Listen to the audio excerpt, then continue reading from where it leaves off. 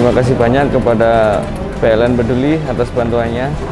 Semoga bantuannya bermanfaat bagi masyarakat kami. Terima kasih dari PLN Peduli, semoga bantuannya bermanfaat. Selamat pagi, Assalamualaikum warahmatullahi wabarakatuh.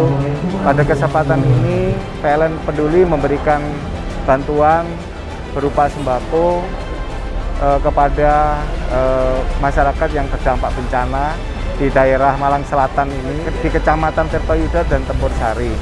Nah, mudah-mudahan akan meringankan beban dari masyarakat yang terdampak bencana, dan ini adalah merupakan dari kepedulian PLN ya untuk masyarakat yang terdampak.